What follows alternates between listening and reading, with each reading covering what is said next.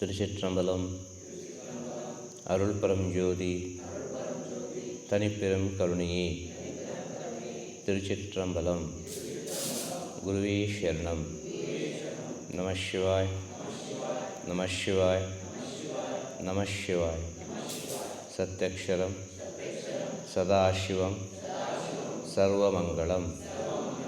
ಮಾತಾ ಅನ್ನಪೂರ್ಣೇಶ್ವರಿ ಜ್ಞಾನ ವೈರಾಗ್ಯಂ ಭಿಕ್ಷಾಂದೇಹಿ. ಗುರುವೇ ಶರಣಂ. ಶ್ರೀ ಗುರುಮನೆಯಲ್ಲಿ 16ನೇ ದಿನದ ಧರ್ಮರಕ್ಷ ಯಜ್ಞದ ಜ್ಞಾನಬಿಂದು ಗುರುಮನೆಯ ಭಕ್ತರುಗಳಿಗೆ ಆಟಿ ಮಾಸದ ಧರ್ಮರಕ್ಷ ಯಜ್ಞದ 16ನೇ ದಿನದ ಜ್ಞಾನಬಿಂದು ಗುರುಮನೆಯ ಭಕ್ತರಿಗೆ, ಗುರುಮನೆಯ ಮಕ್ಕಳಿಗೆ ಹಾಗೂ ಪ್ರಪಂಚದಲ್ಲಿರುವ ಎಲ್ಲ ಗುರು ಭಕ್ತರುಗಳಿಗೆ. ಜೀವನದಲ್ಲಿ ನಂಬಿಕೆ ಇರಬೇಕು ಅಂತೇಳಿ ಹೇಳ್ತಾರಲ್ಲ, ನಂಬಿಕೆಯಿಂದ ಜೀವನ ಮಾಡಿ ಅಂತೇಳಿ.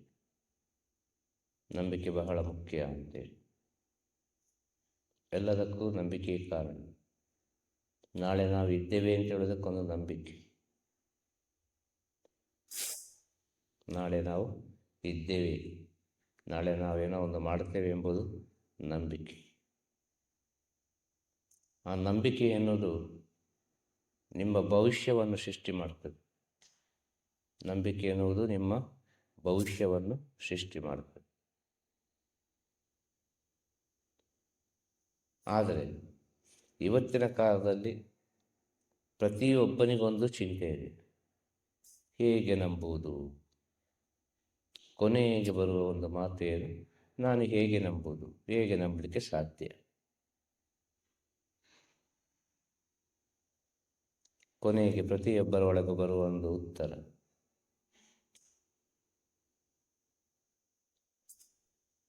ಹೇಗೆ ನಂಬುವುದು? ಹೇಗೆ ನಂಬುವುದು ಎಂಬ ವಿಚಾರ ನಿಮ್ಮ ಒಳಗೆ ಬಂದರೆ ನಿಮ್ಮ ಮೇಲೆ ನಿಮಗೆ ನಂಬಿಕೆ ಇಲ್ಲ ಅಂತ ಅರ್ಥ. ನಿಮಗೇ ನಂಬಿಕೆ ಇಲ್ಲ ಅಂತ ಅರ್ಥ.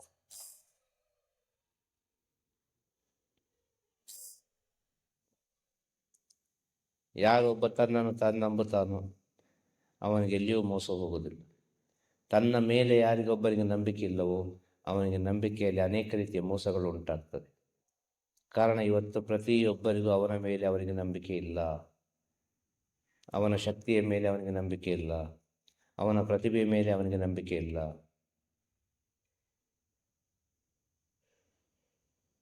ಇದು ಇವತ್ತಿನ ಕಾಲದ ಸ್ಥಿತಿ. ಸ್ವಲ್ಪ ವರ್ಷಗಳ ಹಿಂದೆ ಪ್ರತಿಯೊಬ್ಬರಿಗೊಂದು ನಂಬಿಕೆ ಇತ್ತು. ನನ್ನ ಮನೆಯನ್ನು, ನನ್ನ ಕುಟುಂಬವನ್ನು, ನನ್ನ ಹೆಂಡತಿಯನ್ನು, ಒಂದು 10 ಜನ ಮಕ್ಕಳಾದರೂ ನಾನು ಹೇಗೋ ಸಾಕ್ತೇನೆ, ನನ್ನಿಂದ ಆಗ್ತದೆ ಅಂತೇಳಿ. ಸ್ವಲ್ಪ ವರ್ಷಗಳ ಹಿಂದೆ ಒಂದು 10 ಮಕ್ಕಳಿದ್ದರು ಮನೆಯಲ್ಲಿ. ಅದಾದ ನಂತರ ಒಂದು ಮನೆಯಲ್ಲಿ 5 ಮಕ್ಕಳಾಯಿತು. ಅದಾದ ನಂತರ ಒಂದು ಮನೆಯಲ್ಲಿ 3 ಮಕ್ಕಳಾಯಿತು. ಅದಾದ ನಂತರ ಒಂದು ಮನೆಯಲ್ಲಿ 2 ಮಕ್ಕಳಾಯಿತು. ಈಗ ಪ್ರೆಸೆಂಟ್ ಒಂದೇ ಮಗು ಸಾಕು.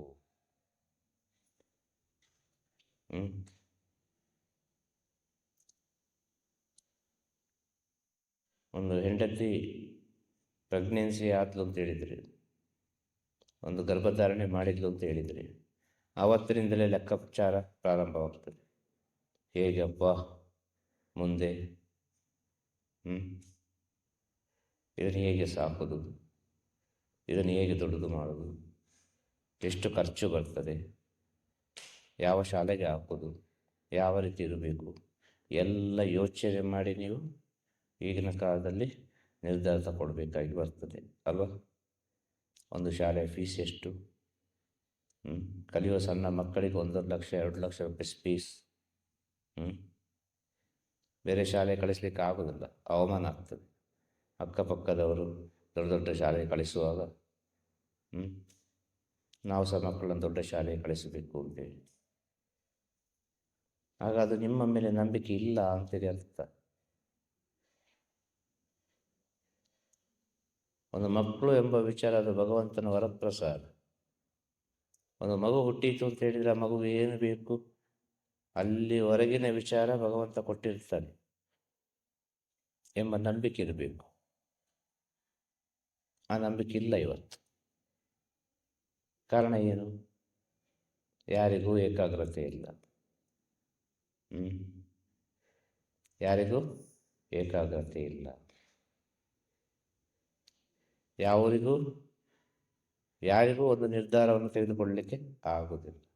ಸರಿಯಾದ ಒಂದು ನಿರ್ಧಾರವನ್ನು ತೆಗೆದುಕೊಳ್ಳಲಿಕ್ಕೆ ಆಗುವುದಿಲ್ಲ. ಹಿಂದಿನ ಕಾಲದಲ್ಲಿ ಒಬ್ಬ ಬೆಳಿಗ್ಗೆ ಕೆಲಸಕ್ಕೆ ಹೋದರೆ ಸಾಯಂಕಾಲ ಬರುವಾಗ ಅಷ್ಟು ಸಂತೋಷ ಆಗ್ತಾಯಿತ್ತು. ಏನೋ ಒಂದು ಹಿಡ್ಕೊಂಡು ಬರ್ತಿದ್ದ ತೃಪ್ತಿಯಲ್ಲಿ, ಏನೋ ಒಂದು ಗಂಜಿ ಊಟ ಮಾಡಿಕೊಂಡು ಸಂತೋಷವಾಗಿರ್ತಿದ್ರು. ಕೆಲಸಕ್ಕೆ ಅಂತ ಹೋದವನು ಕೆಲಸಕ್ಕೆ ಹೋಗಬೇಕು, ಬೇರೆ ದಾರಿ ಇಲ್ಲ. ಮನೆಗೆ ಹೋಗುವಾಗ ಏನೋ ಒಂದು ವಸ್ತ್ರದಲ್ಲಿ ಸ್ವಲ್ಪ ಅಕ್ಕಿಯೋ ಬೇಳೆಯೋ ತರಕಾರಿಯೋ ಕಟ್ಟಿಕೊಂಡು ತಗೊಂಡು ಹೋಗಲೇಬೇಕು.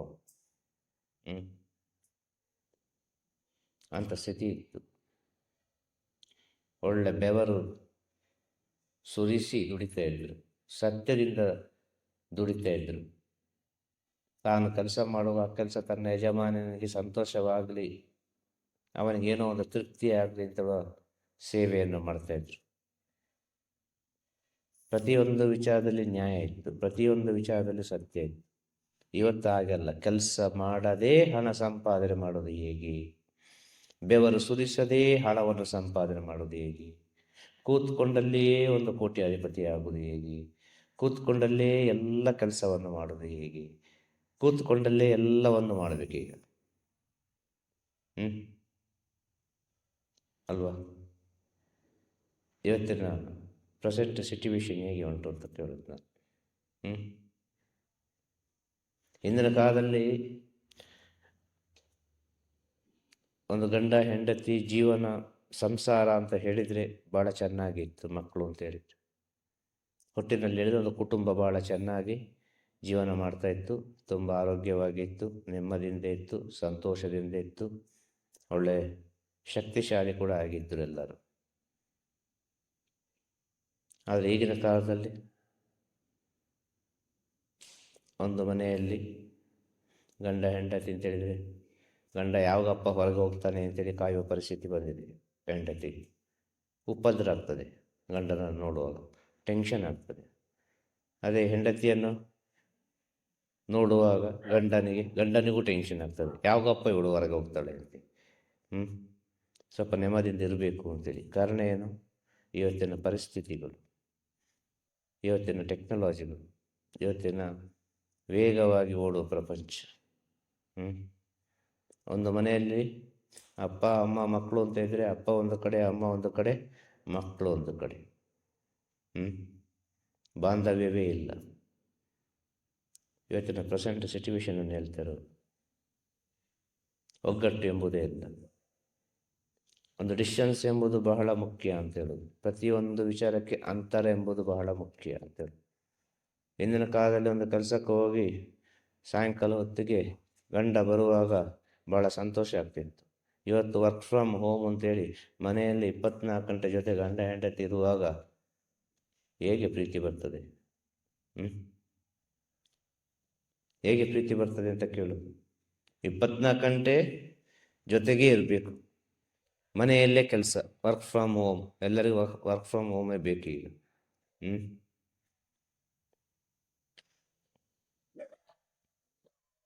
ಆ ಪ್ರೀತಿ ಬೆಳಿಬೇಕು ಅಂತೇಳಿ ಸ್ವಲ್ಪ ಅಂತರ ಇರಬೇಕು ಅಂತೇಳಿ. ಆದ ಕಾರಣ ಗಂಡು ಮಕ್ಕಳಿಗೆ ಹೇಳಿದ್ರು, ಬೆಳಿಗ್ಗೆ ಎದ್ದು ಕೆಲಸಕ್ಕೆ ಹೋಗಿ ಅಪ್ಪ, ಉದ್ಯೋಗಂ ಪುರುಷ ಲಕ್ಷಣ, ಸ್ವಲ್ಪ ಹೊತ್ತಾದ್ರೂ ಗ್ಯಾಪ್ ಕೊಡಿ, ಸ್ವಲ್ಪ ಹೊತ್ತಾದ್ರೂ ಅದಕ್ಕೊಂದು ಅಂತರವಿರಲಿ ಅಂತೇಳಿ. ಹೆಣ್ಣು ಮಕ್ಕಳಿಗೆ ಹೇಳಿದೇನು, ಮನೆ ಒಳಗೆ ಇದ್ದುಕೊಂಡು ಎಲ್ಲ ಒಂದು ಕೆಲಸ ಕಾರ್ಯಗಳನ್ನು ಮಾಡ್ತಾ ಇರಬೇಕು ಅಂತೇಳಿ. ಕಾರಣ ಏನು? ಹೆಣ್ಣು ಎಂಬುದು ದೊಡ್ಡ ಒಂದು ಮಾಯಿ, ಹೆಣ್ಣು ಎಂಬುದು ದೊಡ್ಡ ಒಂದು ಶಕ್ತಿ.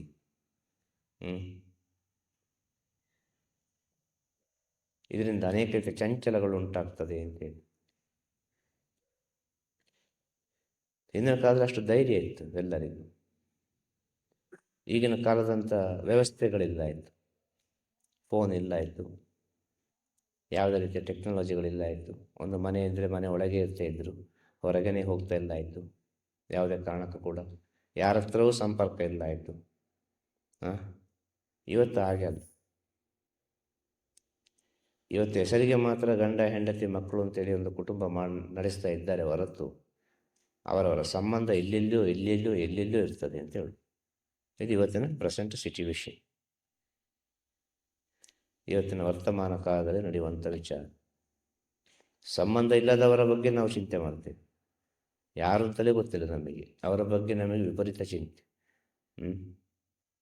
1 ವರ್ಷ 2 ವರ್ಷ 3 ವರ್ಷದಿಂದ ಪರಿಚಯ ಆದವರು ಎಂಥದ್ದು ಆತ್ಮೀಯರು.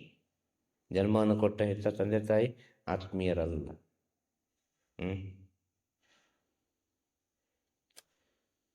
ಇವತ್ತು ದಾಂಪತ್ಯ ಜೀವನಕ್ಕೆ ಒಂದು ಅರ್ಥವೇ ಇಲ್ಲ ಅಂತ ಆಗಿದೆ, ಸಂಸಾರಕ್ಕೆ ಒಂದು ಅರ್ಥವೇ ಇಲ್ಲ ಅಂತ ಆಗಿದೆ ಇವತ್ತಿನ ಪ್ರೆಸೆಂಟ್ ಸಿಚುವೇಶನ್ನಲ್ಲಿ. ಎಲ್ಲಿ ನೋಡಿದರೂ ಅಷ್ಟೇ, ಎಲ್ಲಿ ನೋಡಿದರೂ 1 ವರ್ಷ 2 ವರ್ಷ ಮದುವೆ ಆಗಿ ಡೈವರ್ಸ್ ಆಗ್ತದೆ. 2 ವರ್ಷ 1 ವರ್ಷ, ಇನ್ನು ಮುಂದೊಂದು 6 ತಿಂಗಳು ಅಷ್ಟೇ. ಇದಕ್ಕೆಲ್ಲ ಕಾರಣ ಏನು? ಅತಿಯಾದ ಬುದ್ಧಿ, ವಿನಯತೆ ಇಲ್ಲ. ನಾನು ಹೇಳಿದೆ ಸರಿ, ನಾನು ಹೇಳಿದೆ ಸರಿ, ಹೆಣ್ಣಾದರೂ ಸರಿ ಗಂಡಾದರೂ ಸರಿ. ಪ್ರೀತಿ ಅತಿಯಾದರೆ ದುಃಖವು ಬರುವುದೇ. ಅಮೃತವು ಅತಿಯಾದರೆ ವಿಷವಾಗ್ತದೆ. ಅಮೃತವು ಅತಿಯಾದರೆ ಅದು ವಿಷವಾಗ್ತದೆ.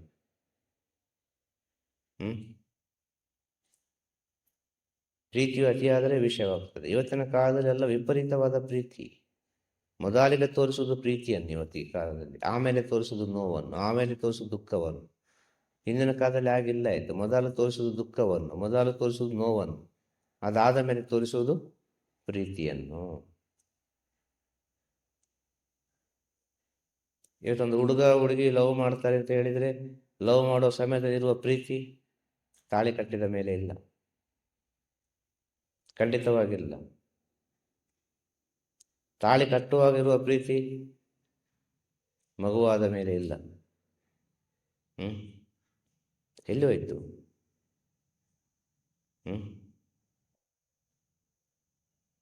ಎಲ್ಲಿ ಹೋಯ್ತು ಆ ಪ್ರೀತಿ ಎಲ್ಲ ಅಂತ ಕೇಳೋದು. ಕಾರಣ ಏನು? ಹಿಂದಿನ ಕಾಲದಲ್ಲಿ ಒಂದು ಗಂಡ ಹೆಂಡತಿ ಅಂತ ಹೇಳಿದ್ರೆ, ಗಂಡ ಹೆಂಡತಿ ಒಳಗೆ ಎಲ್ಲ ಸಂತೋಷಗಳು ಪರಸ್ಪರ ಹಂಚಿಕೊಳ್ತಾ ಇದ್ರು, ಸಂತೋಷದಿಂದ ಇರ್ತಾ ಇದ್ರು. ಈಗಿನ ಕಾಲದಲ್ಲಿ ಹಾಗೆ ಆಗ್ತದ? ಈಗಿನ ಕಾಲದಲ್ಲಿ ಹೆಂಡತಿ ಮನೆಯಲ್ಲಿದ್ದರೂ ಸರಿ, ಗಂಡ ಮನೆಯಲ್ಲಿದ್ದರೂ ಸರಿ, ಅವರವರಿಗೆ ಯಾರ್ಯಾರಿಗೂ ಅವರವರ ಮನಸ್ಸಿನಲ್ಲಿ ಸಂತೋಷ ಉಂಟು, ಅವರವರ ಜೊತೆ ಏನೋ ಒಂದು ವಿಷಯವನ್ನು ಹಂಚಿಕೊಳ್ತಾ ಇದ್ದಾರೆ ಅಲ್ವಾ? ಇದಕ್ಕೆಲ್ಲ ಕಾರಣ ಏನು ಗೊತ್ತಾ? ಪ್ರೀತಿಯ ಕೊರತೆ. ಇದಕ್ಕೆಲ್ಲ ಕಾರಣ ಪ್ರೀತಿಯ ಕೊರತೆ. ಇವತ್ತು ನೀವು ನಿಮ್ಮನ್ನೇ ಸ್ವಲ್ಪ ಸೂಕ್ಷ್ಮವಾಗಿ ಆಲೋಚನೆ ಮಾಡಿ ನೋಡಿ, ನಿಮ್ಮ ಒಳಗೆ ಎಷ್ಟು ಪ್ರೀತಿಯ ಕೊರತೆಗಳು ಉಂಟು ಅಂತೇಳಿ. ಪ್ರತಿಯೊಬ್ಬರ ಒಳಗೂ ಎಷ್ಟು ಪ್ರೀತಿಯ ಕೊರತೆಗಳು ಉಂಟು.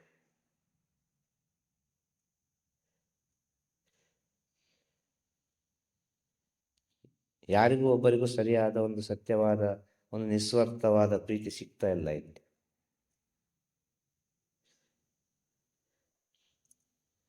ಇವತ್ತಿಗೆ ಪ್ರತಿಯೊಬ್ಬ ಹುಡುಕುದು ಏನನ್ನು ಅಂತ ಹೇಳಿದ್ರೆ ನೆಮ್ಮದಿಯನ್ನು. ನನಗೊಂದು ನೆಮ್ಮದಿ ಸಿಕ್ಕಿದ್ರೆ ಸಾಕಪ್ಪ ಅಂತ.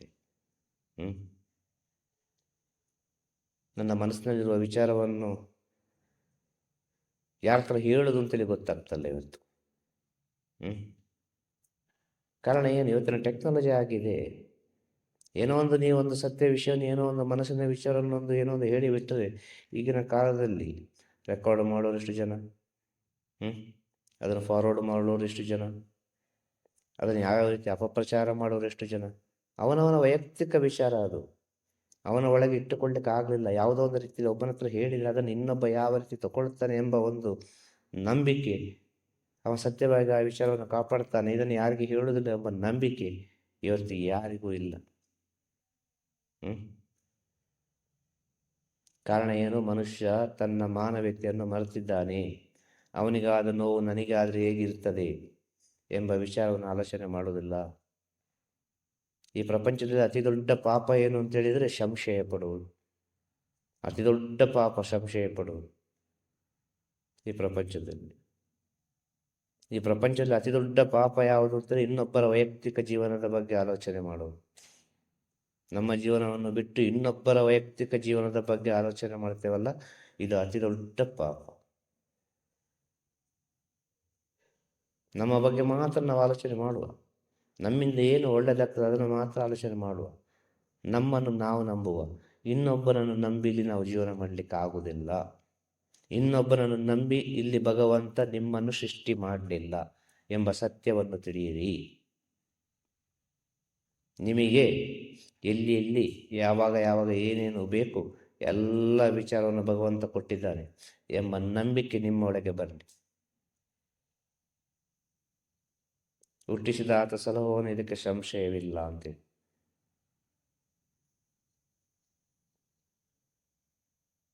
ಇಲ್ಲಿ ನಿಮ್ಮ ಒಳಗೆ ನಿಮಗೆ ನಂಬಿಕಿಲ್ಲದ ಕಾರಣ ಏನು? ನಿಮ್ಮ ಮನಸ್ಸನ್ನು ಕೂಡಲೇ ಕೆಡಿಸ್ತಾರೆ. ನಿಮ್ಮ ಮನಸ್ಸು ಒಂದು ಸೆಕೆಂಡಲ್ಲಿ ಕೆಟ್ಟು ಹೋಗ್ತದೆ.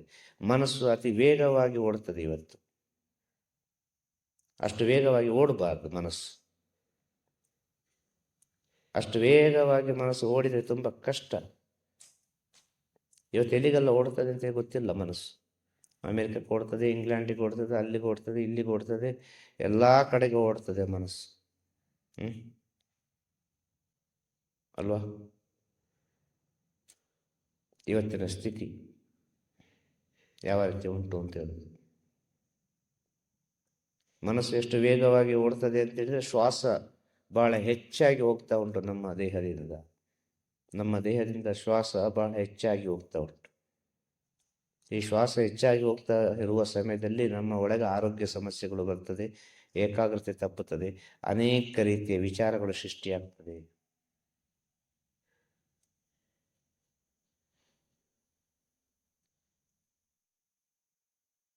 ನಿಮ್ಮ ಮೇಲೆ ನಿಮಗೆ ನಂಬಿಕೆ ಬರಬೇಕು ಅಂತ ಹೇಳಿದರೆ ಸ್ವಲ್ಪ ಸಮಯ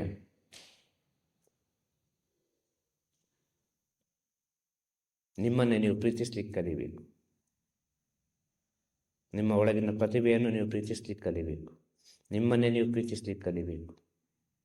ನೀವು ಮಾಡೋ ಕೆಲಸದಲ್ಲಿ ಒಳ್ಳೆ ಪ್ರೀತಿ ಇರಬೇಕು. ನೀವು ಮಾಡೋ ಕೆಲಸ 10 ಜನಕ್ಕೆ ಉಪಕಾರವಾಗಿರಬೇಕು. ಅದು ಏನಾದರೂ ಸರಿ. ಇಲ್ಲಿ ನಾವು ಯಾರ್ಯಾರಿಗೆ ಬೇಕಾಗಿ ಜೀವನ ಮಾಡ್ತಾ ಇಲ್ಲ, ನಮ್ಮ ಕರ್ಮಕ್ಕೆ ಬೇಕಾಗಿ ನಾವು ಜೀವನ ಮಾಡ್ತಾ ಇದ್ದೇವೆ ಎಂಬ ಸತ್ಯವನ್ನು ತಿಳಿದರೆ ನಂಬಿಕೆ ಎನ್ನುವುದು ತನ್ನಿಂದ ತಾನಾಗಿಯೇ ಬರ್ತದೆ.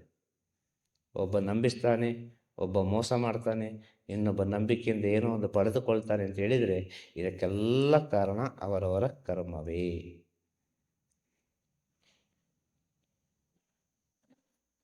ಇಂದಿನ ಕಾಲದಲ್ಲಿ ಹೇಳ್ತಾ ಇದ್ರು ಎಲ್ಲರೂ, ಏನು ಹೇಳ್ತಾ ಇದ್ರು? ಈ ಜನ್ಮದಲ್ಲಿ ಮಾಡಿದ ಪಾಪ ಮುಂದಿನ ಜನ್ಮದಲ್ಲಿ ಯಾವುದೋ ಒಂದು ರೀತಿಯಲ್ಲಿ ಅನುಭವಿಸ್ತಾನೆ ಅಂತೇಳಿ. ಈಗ ಹಾಗಲ್ಲ. ಬೆಳಿಗ್ಗೆ ಮಾಡಿದ ತಪ್ಪು ಸಾಯಂಕಾಲ ಅನುಭವಿಸಬೇಕಾದ ಸ್ಥಿತಿ ಬಂದಿದೆ. ಬೆಳಿಗ್ಗೆ ಮಾಡಿದ ತಪ್ಪು ಸಾಯಂಕಾಲ ಆಗುವಾಗ ಅನುಭವಿಸಬೇಕಾದ ಸ್ಥಿತಿ ಬಂದುಬಿಟ್ಟಿದೆ ಅಂತ ಹೇಳೋದು ಇವತ್ತಿನ ಸ್ಥಿತಿಯಲ್ಲಿ.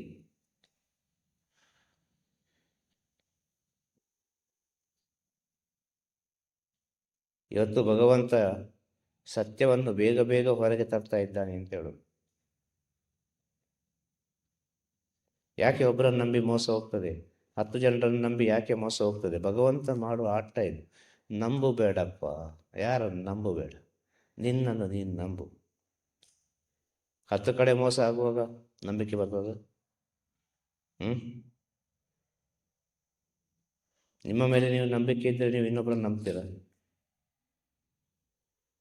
ನಿಮ್ಮ ಮೇಲೆ ನಿಮಗೆ ನಂಬಿಕೆ ಇದ್ದರೆ ನೀವು ಇನ್ನೊಬ್ಬರನ್ನು ನಂಬ್ತೀರಾ ಅಂತ ಕೇಳು. ನಂಬಲಿಕ್ಕೆ ಸಾಧ್ಯ ಇಲ್ಲ, ಖಂಡಿತವಾಗಿ ನಂಬಲಿಕ್ಕೆ ಸಾಧ್ಯ ಇಲ್ಲ ಇನ್ನೊಬ್ಬನನ್ನು. ಯಾವುದೇ ವಿಚಾರ ಆದರೂ ಸರಿ, ಒಂದು ಗುರುವನ್ನು ನಂಬುವಾಗ ಆದರೂ ಸರಿ, ಗುರುವಿನ ಸೇವೆ ಮಾಡುವಾಗ ಆದರೂ ಸರಿ, ಪ್ರತಿಯೊಂದು ವಿಚಾರ ಆದರೂ ಸರಿ, ಒಂದು ವ್ಯಾಪಾರ ಆದರೂ ಸರಿ, ಒಂದು ಸಂಸಾರ ಆದರೂ ಸರಿ, ಒಟ್ಟಿನಲ್ಲಿ ಹೇಳಿದರೆ ಮಾನವ ಜನ್ಮಕ್ಕೆ ನಂಬಿಕೆ ಎನ್ನುವುದು ತನ್ನಂಬಿಕೆಯಾಗಿದ್ದರೆ ಈ ಪ್ರಪಂಚದಲ್ಲಿ ಏನು ಬೇಕಾದರೂ ಸಾಧಿಸ್ಬೋದು. ಆತ್ಮವಿಶ್ವಾಸ ಒಂದು ಇದ್ದರೆ ಏನು ಬೇಕಾದರೂ ಸಾಧಿಸ್ಬೋದು. ಒಂದು ಗುರುವಿನ ಸೇವೆ ಮಾಡುವಾಗ ನಂಬಿಕೆ ಇರಬೇಕು, ನನ್ನಿಂದ ಆಗ್ತದೆ ಅಂತೇಳಿ. ನಾನು ಅವರ ಸೇವೆ ಮಾಡ್ತೇನೆ ಎಂಬ ನಂಬಿಕೆ ನಿಮ್ಮ ಒಳಗಿದ್ದರೆ ಮಾತ್ರ ಸೇವೆ ಮಾಡಲಿಕ್ಕಾಗೋದು. ನಿಮ್ಮ ಒಳಗೆ ನಂಬಿಕೆ ಇಲ್ಲದಿದ್ದರೆ ನೀವು ಹೇಗೆ ಸೇವೆ ಮಾಡು? ಒಂದು ಶಾಲೆಗೆ ಹೋಗುವ ಒಂದು ಸ್ಟೂಡೆಂಟಿಗೆ ನಂಬಿಕೆ ಇರಬೇಕು, ಅವನಿಗೆ ನಂಬಿಕೆ ಇರಬೇಕು ಮೊದಲು. ನಾನು ಎಕ್ಸಾಮಿಗೆ ಬರೀತೇನೆ, ನಾನು ಪಾಸ್ ಆಗ್ತೇನೆ, ನಾನು ಮುಂದೆ ಹೋಗ್ತೇನೆ ಎಂಬ ನಂಬಿಕೆ ಅವನಿಗೆ ಇದ್ದರೆ ಮಾತ್ರ ಅವ ಮುಂದೆ ಹೋಗುದು. ಯಾರು ಇನ್ನೊಬ್ಬರು ಬಂದು ಎಕ್ಸಾಮಿಗೆ ಬರೆದು ಕೊಡ್ತಾರೆ ಪೇಪರಲ್ಲಿ, ಅವನಿದ್ದಾನೆ ಬರಿಬೇಕು. ಯಾರನ್ನು ನಂಬುವ ಮುಂಚೆ ನಿಮ್ಮನ್ನು ನೀವು ನಂಬಿಕೊಳ್ಳಿ ಅಂತೇಳು. ನಿಮ್ಮನ್ನು ನೀವು ನಂಬಿದರೆ ಮಾತ್ರ ಏನೋ ಒಂದು ಒಳಿತಾಗಲಿಕ್ಕೆ ಸಾಧ್ಯ. ಆ ಕಾನ್ಫಿಡೆನ್ಸ್ ನಿಮ್ಮ ಒಳಗೆ ಬರಬೇಕು ಮೊದಲು. ಒಬ್ಬ 50 ಲಕ್ಷ ರೂಪಾಯಿ ಸಾಲ ಕೊಡ್ತಾನೆ, ಒಬ್ಬ 1 ಕೋಟಿ ರೂಪಾಯಿ ಸಾಲ ಕೊಡ್ತಾನೆ, ಒಂದು 10 ಲಕ್ಷ ರೂಪಾಯಿ ಸಾಲ ಕೊಡ್ತಾನೆ, ಒಂದು 50,000 ರೂಪಾಯಿ ಸಾಲ ಕೊಡ್ತಾನೆ. ನಾನೇನೋ ಒಂದು ಬಿಸ್ನೆಸ್ ಮಾಡಬೇಕು ಅಂತ ಹೇಳಿದರೆ ಆಗೋದಿಲ್ಲ, ಖಂಡಿತ ಆಗೋದಿಲ್ಲ. 50 ಲಕ್ಷ ಸಾಲವನ್ನು ನಾನು ಮಾಡುವಾಗ 50 ಲಕ್ಷವನ್ನು ನಾನು ಹೇಗೆ ರಿಟರ್ನ್ ಕೊಡ್ಬೋದು ಎಂಬ ನಂಬಿಕೆ ನಿಮ್ಮ ಒಳಗಿದ್ದರೆ ಮಾತ್ರ ಸಾಧ್ಯ. ಏನೋ ಒಂದ್ಸಲ ಸಾಲ ಮಾಡಿ ಏನೋ ಒಂದು ಬಿಸ್ನೆಸ್ ಮಾಡಿ ಆಮೇಲೆ ಕೊಡುವ ಅಂತ ಹೇಳಿದರೆ ಅದು ಬಹಳ ಕಷ್ಟ ಆಗ್ತದೆ.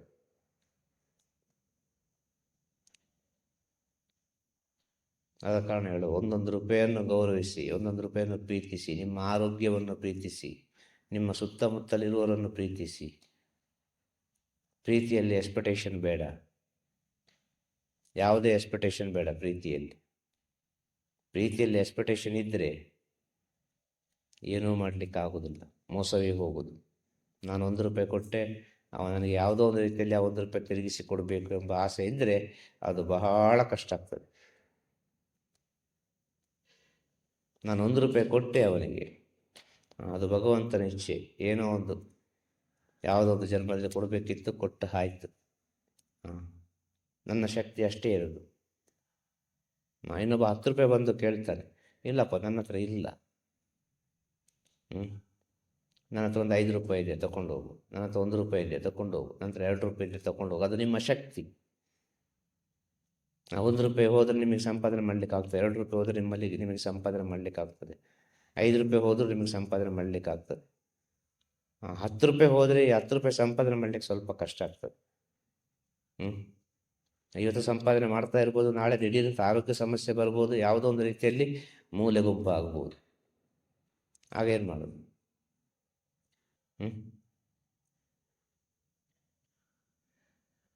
ಇಂದು ಎಂಬುದು ಸತ್ಯ, ನಾಳೆ ಎಂಬುದು ಒಂದು ನಂಬಿಕೆ. ಆ ನಂಬಿಕೆ ಆಸೆ ಆಗಬಾರ್ದು. ಮನುಷ್ಯರಿಗೆ ನಾಳೆ ಎಂಬುದು ಇಲ್ಲದಿದ್ದರೂ ಕೂಡ ನಾಳಿನೊಂದು ಚಿಂತೆ ಎಲ್ಲಿಯೋ ಒಂದು ಕಡೆ ಇರಬೇಕಾಗ್ತದೆ. ಸಂಸಾರ ಮಾಡುವವನಿಗೆ, ಸನ್ಯಾಸಿಯಾದವನಿಗೆ ನಾಳೆ ಒಬ್ಬ ಚಿಂತೆ ಇಲ್ಲ, ಈ ಕ್ಷಣದ ಚಿಂತೆ ಮಾತ್ರ ಅವನಿಗೆ.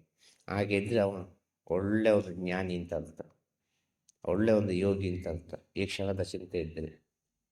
ಆ ಸಂಸಾರಸ್ಥನಿಗೆ ನಾಳೆಯ ಚಿಂತೆ ಇದ್ದರೆ ಆ ಒಳ್ಳೆಯ ಒಂದು ಸಂಸಾರಸ್ಥ ಅಂತೇಳಿ ಅರ್ಥ.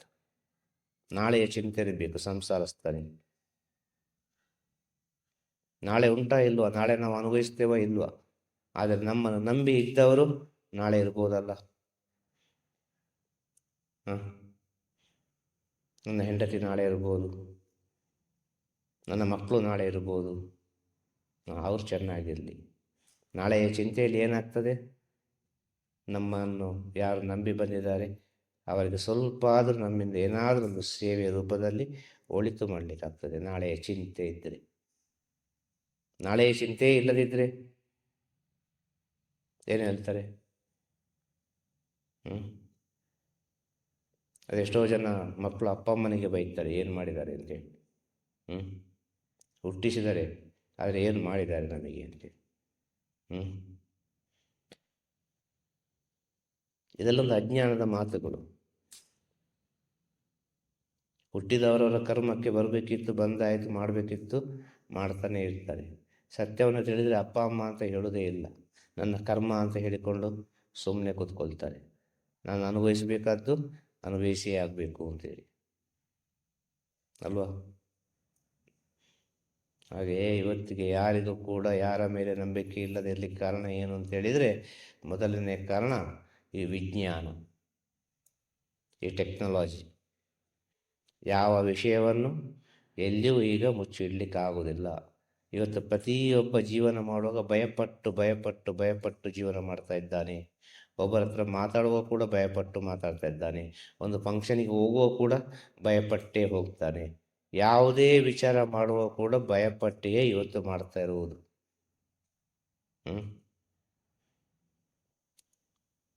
ಅಲ್ವಾ. ಇವತ್ತಿನ ಸತ್ಯ ಸ್ಥಿತಿಯನ್ನು ಹೇಳೋದು. ಇದೆಲ್ಲ ಸ್ವಲ್ಪ ಸೂಕ್ಷ್ಮವಾಗಿ ಅರ್ಥ ಮಾಡಿಕೊಂಡ್ರೆ ಎಲ್ಲರಿಗೂ ಅರ್ಥ ಆಗ್ತದೆ. ಜೀವನದಲ್ಲಿ ಬೇಕಾದ್ದು ಒಂದು ನಂಬಿಕೆ, ಅದಾದ ಮೇಲೆ ಬೇಕಾದ್ದೊಂದು ಗೌರವ. ನಮ್ಮ ಮೇಲೆ ನಮಗೆ ನಂಬಿಕೆ ಇದ್ದರೆ ಈ ಪ್ರಪಂಚದಲ್ಲಿ ಒಂದು ಯಾವುದೋ ಒಂದು ರೀತಿಯಲ್ಲಿ ನಮಗೆ ಗೌರವ ಸಿಗ್ತದೆ, ಒಂದು ಸ್ಥಾನಮಾನ ಸಿಗ್ತದೆ. ನಮ್ಮ ಮೇಲೆ ನಮಗೆ ನಂಬಿಕೆ ಇಲ್ಲ ಅಂತ ಹೇಳಿದರೆ ನಮಗೆ ಎಲ್ಲಿಯೂ ಗೌರವ ಸಿಗುವುದಿಲ್ಲ. ಇದು ಸತ್ಯವಾದ ವಿಚಾರ.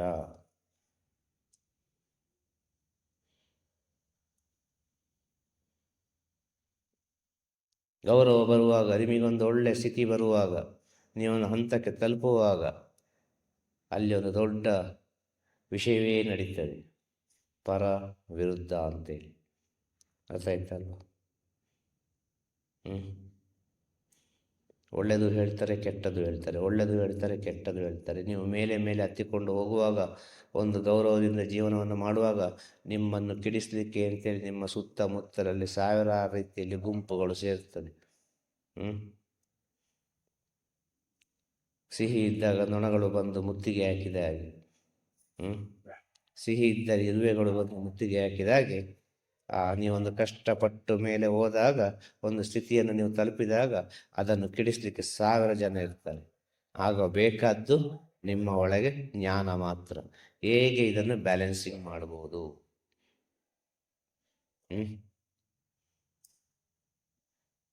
ಕಷ್ಟಪಟ್ಟು ನೀವು ಮೇಲೆ ಹತ್ತಿ ಹೋಗಿದ್ದೀರಿ, ನಿಮ್ಮನ್ನು ಸಾವಿರಾರು ರೀತಿಯಲ್ಲಿ ಏನೆಲ್ಲ ಹೇಳಿ ಕೆಳಗಿಳಿಸಲಿಕ್ಕೆ ಪ್ರಯತ್ನ ಪಡ್ತಾರೆ ಅಂತೇಳು.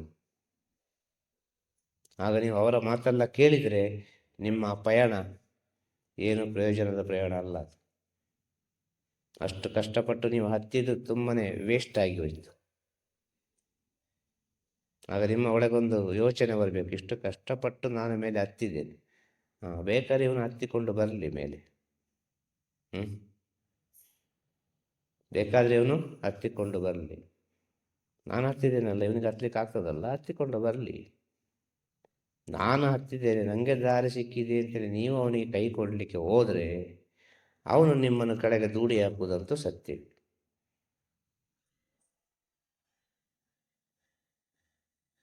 ಇದಂತೂ ಸತ್ಯ. ಉಪ್ಪು ಹುಳಿ ಖಾರ ಊಟ ಮಾಡುವ ಮನುಷ್ಯನಿಗೆ, ರುಚಿ ರುಚಿಯಾಗಿ ಊಟ ಮಾಡುವ ಮನುಷ್ಯನಿಗೆ ಕಾಮ ಕ್ರೋಧ ಮದ ಲೋಭ ಮೋಹ ಮಾಶ್ಚರ್ಯ ಎಂಬ 6 ಗುಣಗಳು ಅನೇಕ ರೀತಿಯಲ್ಲಿ ಆಟ ಆಡಿಸಿ ಬಿಡ್ತದೆ. ಅನೇಕ ರೀತಿಯಲ್ಲಿ ಅದು ಮನುಷ್ಯನ ಅಸ್ತಿತ್ವವನ್ನೇ ತಪ್ಪಿಸ್ತದೆ ಅಂತ ಹೇಳುದು. ಎಲ್ಲರಿಗೂ ಕೆಟ್ಟ ಆಲೋಚನೆಗಳು ಬರ್ತದೆ. ಈ ಪ್ರಪಂಚದಲ್ಲಿ ಯಾರು ಒಳ್ಳೆಯವರು ಅಂತ ಹೇಳಲಿಕ್ಕೆ ಸಾಧ್ಯ ಇಲ್ಲ, ಯಾರು ಕೆಟ್ಟವರು ಅಂತ ಹೇಳಲಿಕ್ಕೆ ಸಾಧ್ಯ ಇಲ್ಲ. ಒಳ್ಳೆಯದು ಕೆಟ್ಟದು ಎರಡು ಮಿಶ್ರಿತವಾದದ್ದೇ ಈ ಮಾನವ ಜನ್ಮ. ಒಳ್ಳೆಯವನು ಅಂತ ಹೇಳಲಿಕ್ಕೆ ಸಾಧ್ಯ ಇಲ್ಲ, ಅವನು ಕೆಟ್ಟವನು ಅಂತ ಹೇಳಲಿಕ್ಕೆ ಸಾಧ್ಯ ಇಲ್ಲ. ಈ ಒಳ್ಳೆಯದು ಕೆಟ್ಟದು ಎರಡು ಮಿಶ್ರಿತವಾಗಿ ಉಂಟಾದದ್ದು ಈ ಮಾನವ ಜನ್ಮ. ಒಳ್ಳೆಯದು ಕೆಟ್ಟದು ಎರಡು ಮಿಶ್ರಿತವಾಗಿ ಉಂಟಾದ್ದು ಈ ಬ್ರಹ್ಮಾಂಡ. ಒಳ್ಳೆಯದು ಕೆಟ್ಟದು ಎರಡು ಮಿಶ್ರಿತವಾಗಿ ಉಂಟಾದ್ದು ಈ ಪ್ರಪಂಚ. ಒಳ್ಳೆಯದು ಕೆಟ್ಟದು ಮಿಶ್ರಿತವಾಗಿ ಉಂಟಾದ್ದು ಸಕಲ ಜೀವರಾಶಿ. ಎಲ್ಲದರಲ್ಲಿ ಒಳ್ಳೆಯದು ಇದೆ, ಕೆಟ್ಟದಿದೆ, ಒಳ್ಳೆಯದಿದೆ, ಕೆಟ್ಟದಿದೆ, ಒಳ್ಳೆಯದಿದೆ, ಕೆಟ್ಟದಿದೆ. ಆ ಕೆಟ್ಟದು ಎಂಬುದು ಬೇಕು. ಅದು ಯಾಕೆ ಅಂತ ಹೇಳಿದರೆ ನಮ್ಮ ಸರಿಯಾದ ದಾರಿಯನ್ನು ತೋರಿಸಿಕೊಡ್ಲಿಕ್ಕೆ. ತಪ್ಪು ಎನ್ನುವುದು ಬೇಕು. ಆ ತಪ್ಪು ಇದ್ರೆ ಸರಿ ದಾರಿ ಯಾವುದು ಅಂತೇಳಿ ಗೊತ್ತಾಗೋದು. ಪ್ರತಿಯೊಬ್ಬನ ಜೀವನದಲ್ಲಿ ಒಂದು ಕೆಟ್ಟ ಕಹಿ ಘಟನೆ ಬಂದೇ ಬರ್ತದೆ. ಅದು ಯಾಕೆ ಬೇಕಾಗಿ? ಅದು ಅವನ ಜೀವನದ ಪರಿವರ್ತನೆಗೆ ಬೇಕಾಗಿ. ಅದನ್ನು ಅವನು ಸೂಕ್ಷ್ಮವಾಗಿ ಆಲೋಚನೆ ಮಾಡದೆ ಇನ್ನು ಅದೇ ದಾರಿಯಲ್ಲಿ ಪ್ರಯಾಣ ಮಾಡ್ತಾ ಹೋಗುವಾಗ ಇನ್ನು ಅನೇಕ ರೀತಿಯ ಸಮಸ್ಯೆಗಳನ್ನು ಅವ ಕಂಡುಕೊಳ್ತಾನೆ.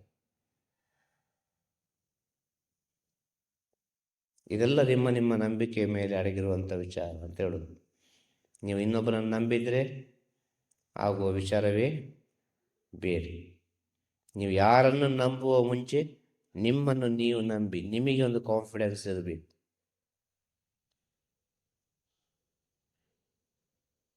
ಒಂದು ಸಲ ನಂಬಿದ ನಂತರ ಅದು ಬಿಡಬಾರದು.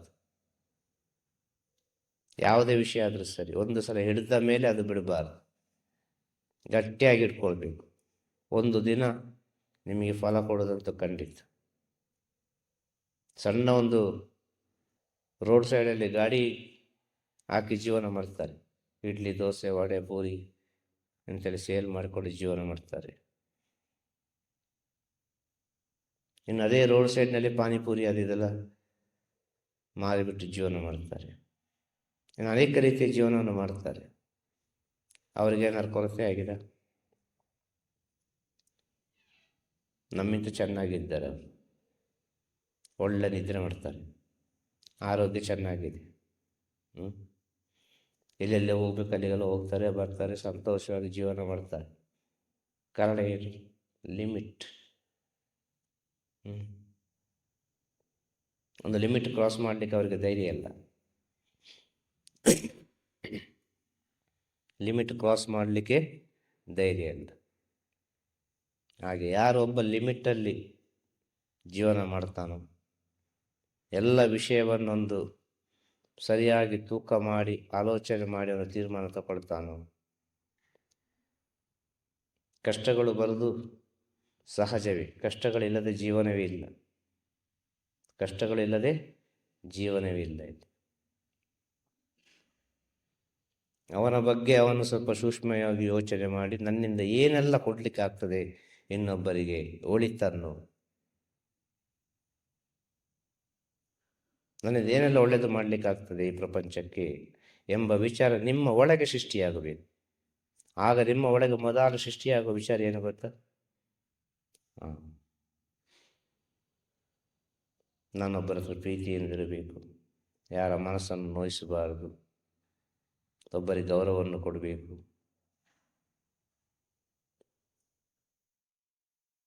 ಕೂಡಿದಷ್ಟು ಮಟ್ಟಿಗೆ ಸತ್ಯವನ್ನೇ ನುಡಿಬೇಕು, ಕೂಡಿದಷ್ಟು ಮಟ್ಟಿಗೆ ಒಳ್ಳೆಯ ದಾರಿಯಲ್ಲೇ ಹೋಗಬೇಕು, ಕೂಡಿದಷ್ಟು ಮಟ್ಟಿಗೆ ನನ್ನಿಂದ ಕೈಲಾದ ಉಪಕಾರ ಯಾವುದೋ ಒಂದು ರೀತಿಯಲ್ಲಿ ಆಗಬೇಕು. ಇದೆಲ್ಲ ಭಗವಂತನೇ ಮಾಡಿಸ್ತಾನೆ. ಈ ಭಗವಂತ ಇಷ್ಟು ಶಕ್ತಿಯನ್ನೆಲ್ಲ, ಇಷ್ಟು ಯೋಚನೆಯೆಲ್ಲ ಕೊಟ್ಟಿದ್ದಾನೆ ನನ್ನ ಒಳಗೆ. ಇಂಥ ಶಕ್ತಿಯನ್ನೆಲ್ಲ ಕೊಟ್ಟಿದ್ದಾನೆ, ಇಂಥ ಸದ್ಗುಣಗಳನ್ನು ಕೊಟ್ಟಿದ್ದಾನೆ. ಈ ಸದ್ಗುಣಗಳನ್ನು ನಾನು ಸರಿಯಾಗಿ ಉಪಯೋಗಿಸಿದರೆ ಕ್ಯಾರೆಕ್ಟರ್,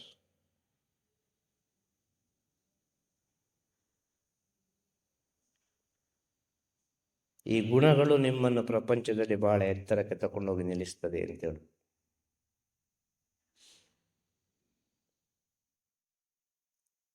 ಯಾರ ಒಬ್ಬನ ಒಳಗೆ ಇಂಥ ಸದ್ಗುಣಗಳು ಅಡಗಿದೆಯೋ ಅವನ ಒಳಗೆ ತನ್ನಂಬಿಕೆ ಎಂಬುದು ತನ್ನಿಂದ ತಾನಾಗೇ ಬರ್ತದೆ. ಅವನೆಲ್ಲಿಯೂ ಮೋಸ ಹೋಗುವುದಿಲ್ಲ. ಕಾರಣ ಏನು ಅಂತ ಹೇಳಿದರೆ, ಮೋಸ ಹೋಗುವುದು ಆಸೆಯಿಂದ. ಮೋಸ ಹೋಗುವುದು ಆಸೆಯಿಂದ. ನಿಮ್ಮ ಆಸೆಗೊಂದು ಲಿಮಿಟ್ ಇರಲಿ ಅಂತ ಹೇಳೋದು. ಇವತ್ತು ನಂತರ 100 ರೂಪಾಯಿ ಉಂಟಾ, 100 ರೂಪಾಯಿ ಒಳಗೆ ನಾನು ಜೀವನ ಮಾಡ್ತೇನೆ. ಇವತ್ತು 50 ರೂಪಾಯಿ ಉಂಟಾ, ಒಂದು ಗಂಜಿ ಕುಡ್ದಾದ್ರೂ ಮಾಡ್ಕೊಳ್ತೇನೆ. ನಾನು ನಾಳೆ 1000 ರೂಪಾಯಿ ಉಂಟಾ, ನಿನ್ನೆ ನಾನು 50 ರೂಪಾಯಲ್ಲಿ ಗಂಜಿ ಕುಡಿದು ಮಲ್ಕೊಂಡಿದ್ದೀನಿ, ಇವತ್ತು 1000 ರೂಪಾಯಿ ಉಂಟು, ಏನು ಮಾಡೋದು? ಇವತ್ತು 1000 ರೂಪಾಯಿ ಉಂಟು, ನಿನ್ನೆ ಗಂಜಿ ಕುಡಿದಿದ್ದೇನೆ, ಇವತ್ತು ಕೈಯಲ್ಲಿ 1000 ರೂಪಾಯಿ ಉಂಟು, ಹೋಗಿ ಹೋಟೆಲ್ ಹೋಗಿ ಬಿರಿಯಾನಿ ಊಟ ಮಾಡಿ ಬರುವ, ಎಲ್ಲರೂ ಸುತ್ತಿ ಬರುವ ಅಂತ ಹೇಳಿದರೆ ಅವನು ಮುಟ್ಟಾಳು ಅಂತ ಹೇಳೋದು, ಅವನು ಮೂಢ ಅಂತ ಹೇಳೋದು. ನಿನ್ನೆ ಹೇಳಿದ್ದಾರೆ ನಿನಗೆ ಸಾಕು ಇಷ್ಟೇ ಅಂತೇಳಿ, ಇಷ್ಟರಲ್ಲಿ ನಿನ್ನ ಜೀವನ ಆಗ್ತದೆ ಅಂತೇಳಿ ಅಲ್ಲೇ ನಿಲ್ಲಬೇಕಲ್ಲ. ನಿನ್ನೆ ಬದುಕಿದ್ದೇನಲ್ಲ, ಇವತ್ತು ಯಾಕೆ ಇನ್ನೊಂದು ರೀತಿಯಲ್ಲಿ ಬದುಕಬೇಕು? ನಿನ್ನೆ ಬದುಕಿದಾಗೆ ಇವತ್ತು ಬದುಕುತ್ತೇನೆ, ಇವತ್ತು ಬದುಕಿದಾಗೆ ನಾಳೆ ಬದುಕುತ್ತೇನೆ, ನಾಳೆ ಬದುಕಿದಾಗೆ ನಾಳ್ದು ಬದುಕುತ್ತೇನೆ. ಸಾಕು. ಮನುಷ್ಯನಿಗೆ ಎಷ್ಟು ಬೇಕಾದ್ದು? ಹೊಟ್ಟೆಗೆ ಒಂದಡಿ ಅನ್ನ, ಹೊಟ್ಟೆಗೆ ಒಂದಡಿ ಅನ್ನ, ಮಾನ ಕಾಯಲಿಕ್ಕೊಂದು ವಸ್ತ್ರ, ಮಲ್ಕೊಳ್ಳಿಕ್ಕೊಂದು ಸ್ಥಳ. ಇಷ್ಟೇ ಬೇಕಾದ್ದು ಮನುಷ್ಯನಿಗೆ. ಇದಕ್ಕಿಂತ ಜಾಸ್ತಿ ಯಾವುದಿಲ್ಲ, ಯಾವುದು ಬರುವುದಿಲ್ಲ. ನೀವು ಹೋಗುವಾಗ ವಸ್ತ್ರ ಸಮೇತ ತೆಗೆದು ಕಳಿಸ್ತಾರೆ. ಅಲ್ವಾ? ಈ ಪ್ರಪಂಚ ಬಿಟ್ಟು ಹೋಗುವಾಗ ವಸ್ತ್ರ ಕೂಡ ತೆಗೆದೇ ಕಳಿಸ್ತಾರೆ ಅಂತೇಳಿ. ಎಂತ ಉಂಟು ಮತ್ತೆ? ಏನಾದರೂ ಉಂಟ? ಕೊನೆಯ ಸ್ಥಿತಿಯನ್ನು ಆಲೋಚನೆ ಮಾಡಿದರೆ ಏನಾದರೂ ಉಂಟ? ಆಟ ಆಡಿದ್ದು ಬಂತು ಅಷ್ಟೇ ಹೇಳುತ್ತೆ ನಾನು. ಯೌವನದಲ್ಲಿ ವೇಗ ಹೆಚ್ಚಾಗಿರ್ತದೆ, ವಿವೇಕ ಇರುವುದಿಲ್ಲ. ವಯಸ್ಸಾದ ಕಾಲದಲ್ಲಿ ವೇಗ ಕಮ್ಮಿ ಆಗ್ತದೆ, ವಿವೇಕ ಜಾಸ್ತಿ ಆಗ್ತದೆ. ವಿವೇಕ ಎಲ್ಲಿ ಜಾಸ್ತಿ ಆಗ್ತದೆ ಅಲ್ಲಿ ಅನುಭವ ಜಾಸ್ತಿ ಆಗ್ತದೆ. ಯೌವನದಲ್ಲಿ ಎಷ್ಟು ಹೇಳಿದರೂ ಕೂಡ ಕೇಳೋದಿಲ್ಲ, ವೇಗವಾಗಿ ಹೋಗ್ತೇವೆ. ಏನಾದರೂ ಸರಿ ನೋಡುವ ಅಂತೇಳಿ. ಆಗ ಅನುಭವಸ್ಥರು ಹೇಳ್ತಾರೆ, ಇಷ್ಟು ಬೇಗವಾಗಿ ಹೋಗಬೇಡಪ್ಪ, ಭಾರಿ ಡೇಂಜರ್ ಉಂಟು, ಮುಂದೆ ಭಾಳ ಆಕ್ಸಿಡೆಂಟ್ ಆಗುವ ಸಾಧ್ಯತೆ ಉಂಟು ಅಂತೇಳಿ. ಇವ ಯಾರು ಹೇಳಲಿಕ್ಕೆ ಅಂತ ಹೇಳ್ತಾರ. ಯಾಕೆ ಹಿರಿಯರು ಅಂತ ಮಾಡಿದರು? ಹಿರಿಯರ ಮಾತನ್ನು ಕೇಳಿಕೊಂಡು ಕಿರಿಯರು ಪ್ರಯಾಣವನ್ನು ಮಾಡಿದರೆ ಒಳ್ಳೆಯದು. ಕಾರಣ ಏನು? ಇವನ ಹತ್ರ ವೇಗ ಉಂಟು, ಅವನ ಹತ್ರ ಅನುಭವ ಉಂಟು, ಅದು ಸಕ್ಸಸ್ ಆಗ್ತದೆ. ಅರ್ಥ ಆಯ್ತು? ನಿಜವಾಗಿ ಅದು ಯಶಸ್ಸನ್ನು ಕೊಡ್ತದೆ, ಒಳ್ಳೆಯ ದಾರಿಯನ್ನು ಕೊಡ್ತದೆ. ಅದು ಯಾವುದು? ಹಿರಿಯರ ಮಾತನ್ನು ಕೇಳಿಕೊಂಡು ತನ್ನ ವೇಗವನ್ನು ಉಪಯೋಗಿಸಿಕೊಂಡು ಜೀವನ ನಡೆಸಿದರೆ ಅದು 100% ಉನ್ನತ ಸ್ಥಿತಿಗೆ ಹೋಗಿ ತಲುಪ್ತದೆ. ಆದ ಕಾರಣ ಹೇಳೋದು, ಹಿರಿಯರ ಮಾತನ್ನು ಕೇಳಿ ಜೀವನದಲ್ಲಿ. ಯಾರಾದರೂ ಸರಿ, ನಿಮ್ಮ ಮನೆಯಲ್ಲಿ ಹಿರಿಯರಿದ್ದರೆ ಅವರ ಮಾತನ್ನು ಸ್ವಲ್ಪ ಕೇಳಿ. ಅಲ್ಲ, ನಿಮ್ಮ ಅಕ್ಕಪಕ್ಕದಲ್ಲಿ ನಿಮ್ಮ ಮನೆಯಲ್ಲಿದ್ದ ಹಿರಿಯರು ಏನು ನಿಮಗೆ ಸರಿ ಹೋಗುವುದಿಲ್ಲ ಅಂತ ಹೇಳಿದಾಗ, ನಿಮ್ಮ ಅಕ್ಕಪಕ್ಕದಲ್ಲಿ ಯಾರಾದರೂ ಒಬ್ಬರು ನಿಮಗೆ ಸರಿ ಹೋಗುವಂಥ ಹಿರಿಯರಿದ್ದರೆ ಅವರ ಮಾತನ್ನು ಕೇಳಿ. ಅನುಭವದ ಮಾತುಗಳು ಯಾವತ್ತೂ ಸುಳ್ಳಾಗುವುದಿಲ್ಲ ಅಂತ ಹೇಳೋದು. ಅನುಭವದ ಮಾತುಗಳು ಯಾವತ್ತಿಗೂ ಸುಳ್ಳಾಗುವುದಿಲ್ಲ. ಅನುಭವ ಇಲ್ಲದೇ ಮಾಡುವ ಕೆಲಸ ಕಾರ್ಯಗಳು, ಅನುಭವ ಇಲ್ಲದೇ ನಾನು ಅಂತೇಳಿ ಮಾಡುವ ಕಾರಣ ಇಲ್ಲಿ ಯಾರಿಗೂ ಒಂದು ಯಶಸ್ಸು ಎಂಬುದಿಲ್ಲ. ಇಲ್ಲಿ ಯಾರಿಗೂ ಒಂದು ಉನ್ನತವಾದ ಸ್ಥಿತಿಯನ್ನು ಕಂಡುಕೊಳ್ಳಲಿಕ್ಕೆ ಆಗುವುದಿಲ್ಲ ಅಂತ ಹೇಳೋದಿಲ್ಲ.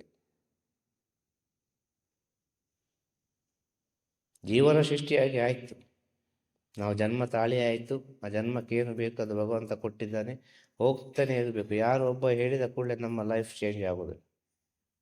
ಯಾರು ಒಬ್ಬ ಏನೋ ಒಂದು ಹೊಗಳಿದ ಕೂಡಲೇ ನಮ್ಮ ಸ್ಥಿತಿ ಚೇಂಜ್ ಆಗೋದಿಲ್ಲ. ಯಾರು ಒಬ್ಬ ತೆಗಳಿದ ಕೂಡಲೇ ನಮ್ಮ ಸ್ಥಿತಿ ಚೇಂಜ್ ಆಗೋದಿಲ್ಲ. ನಮ್ಮ ಸ್ಥಿತಿ ಏನು ಅದು ಬರುವಾಗಲೇ ತೀರ್ಮಾನ ಆಗಿದೆ, ಅದೇ ರೀತಿಯಲ್ಲಿ ಮುಂದುವರಿಯೋದು. ಅದೇ ರೀತಿಯಲ್ಲಿ ಮುಂದುವರಿದು ಎಲ್ಲಿ ಇನ್ನಷ್ಟು ಚೇಂಜ್ ಆಗೋಕ್ಕೆ ಸಾಧ್ಯ ಇಲ್ಲ ಎಂಬ ಸತ್ಯದ ಅರಿವು ನಿಮ್ಮ ಒಳಗೆ ಬಂದರೆ ಈ ನಂಬಿಕೆ ಅಂದರೆ ಏನು ಅಂತೇಳಿ ನಿಮಗೆ ಗೊತ್ತಾಗ್ತದೆ. ನಂಬಿಕೆ ಅಂದರೆ ಏನು, ಭಗವಂತ ಅಂದರೆ ಏನು, ಯಾಕೆ ಬೇಕಾಗಿ ಆಗ್ತದೆ ಅಂತೇಳಿ. ನಂಬಿಕೆ ಎನ್ನುವುದು ನಮ್ಮನ್ನು ತಪ್ಪು ಮಾಡುವ ವಿಚಾರವನ್ನು ತಡೆಗಟ್ತದೆ. ನಾವೊಂದು ತಪ್ಪು ಮಾಡ್ತಾ ಇದ್ದೇವೆ, ನಮಗೆ ಗೊತ್ತಾಗ್ತಾ ಉಂಟು ನಾವೇನೋ ಒಂದು ತಪ್ಪು ಮಾಡ್ತಾ ಇದ್ದೇವೆ ಅಂತ. ನಂಬಿಕೆ ಅನ್ನೋದು ಏನು ಮಾಡ್ತಾ ಗೊತ್ತುಂಟ? ಆ ತಪ್ಪು ಆಗದ ಹಾಗೆ ತಡೆದು ನಿಲ್ಲಿಸ್ತದೆ ನಂಬಿಕೆ ಎನ್ನುವುದು. ಒಬ್ಬ ಡ್ರಿಂಕ್ಸ್ ಮಾಡ್ತಾ ಇರ್ತಾನೆ, ಒಬ್ಬ ನಾನ್ ವೆಜ್ ಊಟ ಮಾಡ್ತಾ ಇರ್ತಾನೆ.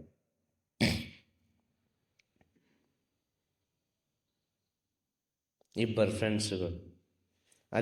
ಫ್ರೆಂಡ್ಸ್ಗಳು ಬರ್ತಾರೆ, ಬಂದು ಹೇಳ್ತಾರೆ, ನಾವು ದೇವಸ್ಥಾನಕ್ಕೆ ಹೋಗ್ತಾ ಇದ್ದೇವೆ, ನಾವು ಮಠಕ್ಕೆ ಹೋಗ್ತಾ ಇದ್ದೇವೆ, ನಾವು ಗುರುಗಳ ಹತ್ರ ಹೋಗ್ತಾ ಇದ್ದೇವೆ ಅಂತೇಳಿ, ನೀನು ಬರ್ತೀಯಪ್ಪ ಅಂತ ಕೇಳ್ತಾರೆ. ಆಗ ಅವರು ಮೊದಲು ಹೇಳೋ ವಿಚಾರ ಏನು ಗೊತ್ತುಂಟ? ಆ ನಂಬಿಕೆಯಲ್ಲಿ ಮಾತಾಡೋದು. ಇಲ್ಲಪ್ಪ ನಾನು ಸ್ವಲ್ಪ ಡ್ರಿಂಕ್ಸ್ ಮಾಡಿದ್ದೇನೆ ಅದು ಸರಿ ಹೋಗೋದಿಲ್ಲ. ಇಲ್ಲ, ನಾನು ಬರೋದಿಲ್ಲ, ನಾನು ನಾನ್ ವೆಜ್ ಊಟ ಮಾಡಿದ್ದೇನೆ, ಇವತ್ತು ದೇವಸ್ಥಾನಕ್ಕೆ ಬರೋದಿಲ್ಲ.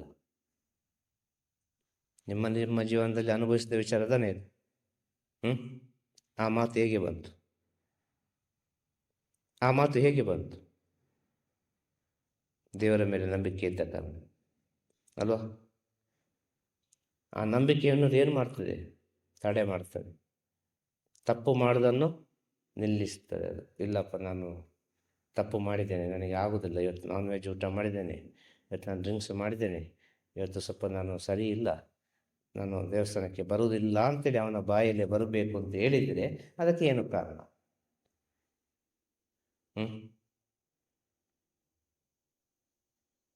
ಆಗ ಮಾತಾಡೋದು ನಿಮ್ಮ ನಂಬಿಕೆ ತಾನೆ.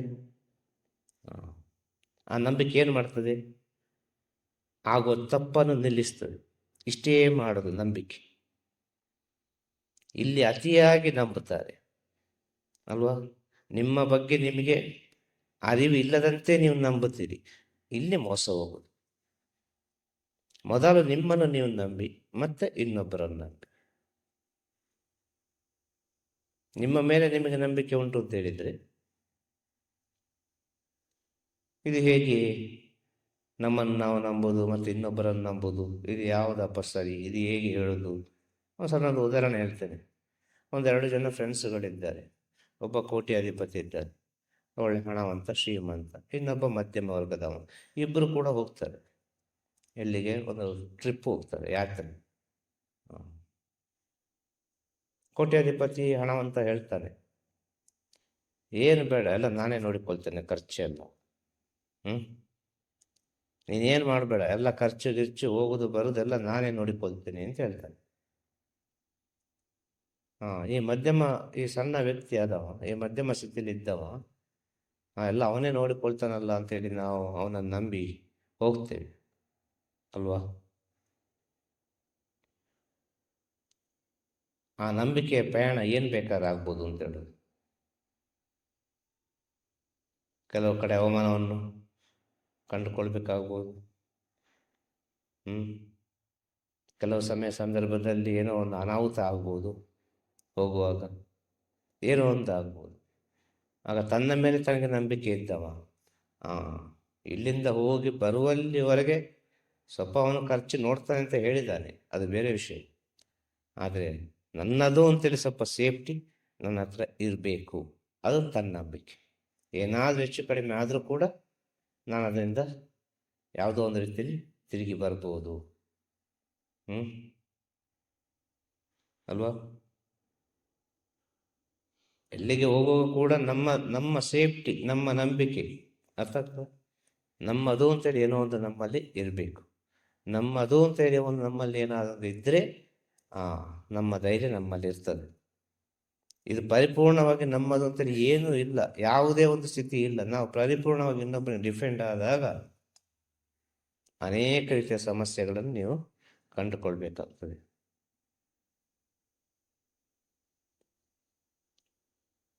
ಇಲ್ಲಿ ಪ್ರತಿಯೊಬ್ಬ ಮಾಡುವ ತಪ್ಪು ಇದು. 10 ರೂಪಾಯಿ ಇಟ್ಟುಕೊಂಡು 100 ರೂಪಾಯಿಗೆ ಆಸೆ ಪಡಬೇಡಿ. ನಿಮ್ಮ ಕೈಲಿಂದ 10 ರೂಪಾಯಿ, ನೀವು 100 ರೂಪಾಯಿಗೆ ಆಸೆ ಪಡ್ತಾ ಇದ್ದೀರಿ. ಆಸೆಯನ್ನು ಬಿಡಿ. ಆಸೆ ನಿಮ್ಮನ್ನು ಮಹಾ ಮೋಸ ಮಾಡಿಬಿಡ್ತದೆ. ಆದ ಕಾರಣ ಹೇಳೋದು, ನಂಬಿಕೆ ಎಂಬುದು ನಮ್ಮೊಳಗೆ ಶಾಶ್ವತವಾಗಿರಬೇಕು. ನಮ್ಮ ಶಕ್ತಿ ನಮಗೆ ಗೊತ್ತಾಗಬೇಕು ಅಂತ ಹೇಳಿದರೆ ನಿಮ್ಮ ಗುಣಗಳು ಮೊದಲು ಸರಿಯಾಗಬೇಕು. ನಿಮ್ಮ ಕ್ಯಾರೆಕ್ಟರ್ ಇದು ಸರಿಯಾದರೆ ಎಲ್ಲವೂ ಸರಿಯಾದ ಹಾಗೆ. ನಿಮ್ಮ ಗುಣಗಳು ಇಲ್ಲಿ ಸರಿ ಇಲ್ಲದ ಕಾರಣ ನಿಮಗೆ ಹೋಗೋ ದಾರಿ ಯಾವುದು, ಏನು, ಎತ್ತ ಅಂತೇಳಿ ನಿಮಗೆ ಗೊತ್ತಿಲ್ಲ. ಮೊದಲು ನಿಮ್ಮನ್ನು ನೀವು ಪ್ರೀತಿಸಿ, ನಿಮ್ಮ ಗುಣವನ್ನು ನೀವು ತಿಳಿಯಿರಿ. ಇಷ್ಟೇ ಹೇಳೋದು. ನಿಮ್ಮನ್ನು ನೀವು ನಂಬಿ. ಯಾರನ್ನು ನಂಬಿಲ್ಲಿ ಏನು ಆಗೋದಿಲ್ಲ. ಇಲ್ಲಿ ನಿಮ್ಮ ಕರ್ಮ, ನಿಮ್ಮ ವಿಧಿ ಆಲ್ರೆಡಿ ಫಿಕ್ಸ್ ಆಗಿದೆ. ಅದೇ ದಾರಿಗೆ ಹೋಗುದು. ಗುರುಗಳು ಯಾಕೆ ಇರೋದು? ಆತ್ಮವಿಶ್ವಾಸ ತುಂಬಿಸಲಿಕ್ಕೆ, ತನ್ನಂಬಿಕೆಯನ್ನು ಕೊಡಲಿಕ್ಕೆ, ಜ್ಞಾನವನ್ನು ಕರುಣಿಸಲಿಕ್ಕೆ, ಜನ್ಮ ಜನ್ಮದ ಪಾಪದ ಕರ್ಮವನ್ನು ಯಾವುದೋ ಒಂದು ರೀತಿಯಲ್ಲಿ ಸರಿ ಮಾಡಿಕೊಂಡು ಹೋಗಪ್ಪ ಅಂತೇಳಿ ಒಂದು ದಾರಿಯನ್ನು ಕೊಡಲಿಕ್ಕೆ ಗುರುಗಳು ಸಿಕ್ಕಿದ್ದು ಹೊರತು ನಿಮ್ಮ ಯಾವುದೇ ಸಮಸ್ಯೆಗಳ ವಿಚಾರದಲ್ಲಿ, ನಿಮ್ಮ ಯಾವುದೇ ಕಷ್ಟ ಸುಖದ ವಿಚಾರದಲ್ಲಿ ಗುರುಗಳು ಇಲ್ಲ. ಇದು ಸತ್ಯಸ್ಥಿತಿ. ಕಾರಣ ಏನು? ಎಲ್ಲ ನೋಡಿ ಅವರು ಸುಮ್ಮನೆ ಕೂತ್ಕೊಂಡಾಯ್ತು. ಯಾರನ್ನು ಬೇಕಾದ್ರೂ ತಿದ್ದಬಹುದು, ಮನುಷ್ಯನನ್ನು ತಿದ್ದಲಿಕ್ಕೆ ಸಾಧ್ಯ ಇಲ್ಲ. ಒಂದು ಭೈರವ ಉಂಟು, ಅದರ ಪಾಡಿಗೆ ಅದು ಜೀವನ ಮಾಡ್ತದೆ, ಅದರ ಪಾಡಿಗೆ ಅದು ಊಟ ಮಾಡ್ತದೆ, ಅದರ ಪಾಡಿಗೆ ಅದು ನಿದ್ರೆ ಮಾಡ್ತದೆ, ಅದರ ಪಾಡಿಗೆ ಎಲ್ಲಿಗೆ ಹೋಗ್ತದೆ ಬರ್ತದೆ, ಏನೋ ಒಂದು ಮಾಡ್ತದೆ ಭೈರವ. ಅದೇ ರೀತಿ ಒಂದು ಪಕ್ಷಿಗಳು ಉಂಟು, ಅದೇ ರೀತಿ ಒಂದು ಹಸು ಉಂಟು. ಅದಕ್ಕೆ ಏನೇನು ಬೇಕಾದದೆಲ್ಲ ಮಾಡಿಕೊಳ್ತದೆ, ಬರ್ತದೆ, ಎಲ್ಲವೂ ಬರ್ತದೆ, ಎಲ್ಲವೂ ಪ್ರಕೃತಿಯಲ್ಲಿ ಉಂಟು, ಎಲ್ಲವೂ ಸಿಗ್ತದೆ ಅದಕ್ಕೆ, ಅಲ್ವಾ? ಆದರೆ ಮನುಷ್ಯ ಕಣ್ಣು ಬಿಟ್ಟರೆ ಎಷ್ಟು ಕಷ್ಟ ಉಂಟು. ಏನು ಮಾಡೋದು ಇವತ್ತು ಊಟಕ್ಕೆ? ಇವತ್ತು ಏನು ಮಾಡೋದು? ಇವತ್ತಿಷ್ಟು ಕಮಿಟ್ಮೆಂಟ್ ಉಂಟಲ್ಲ, ಹೇಗೆ ಹೋಗುವುದು? ಕೈಯಲ್ಲಿ ಕಾಸಿಲ್ಲಾದರೂ ಇನ್ನೊಬ್ಬರ ಮನೆಗೆ ಹೋಗ್ಲಿಕ್ಕೆ ಒಳ್ಳೆಯದಾಗೋದಿಲ್ಲ, ಅಲ್ವಾ? ಅದಕ್ಕಿರುವ ಸಂತೋಷ ಕೂಡ ನಮಗಿಲ್ಲಲ್ಲ. ಕಾರಣ ಏನದು? ಪ್ರಕೃತಿಗೆ ಹತ್ತಿರವಾಗಿ ಉಂಟು. ಹಾಗಾದರೆ ಮನುಷ್ಯನಿಗೆ ಯಾಕೆ ಇಷ್ಟು ಕಷ್ಟ? ಶ್ರೇಷ್ಠ ಜನ್ಮ ಅಲ್ವಾ? ಇದುವೇ ಇಲ್ಲಿರೋ ರಹಸ್ಯ.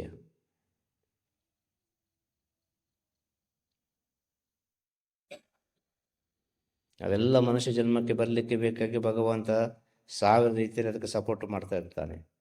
ಮನುಷ್ಯ ಜನ್ಮಕ್ಕೆ ಬಂದ ನಂತರ ನಾವು ಭಗವಂತನ ಹತ್ರ ಹೋಗಿ ತಲುಪಬೇಕಾದ್ರೆ ನಾವೇ ಪ್ರಯತ್ನ ಪಡಬೇಕು. ಅದು ಮನುಷ್ಯ ಜನ್ಮದ ರಹಸ್ಯ.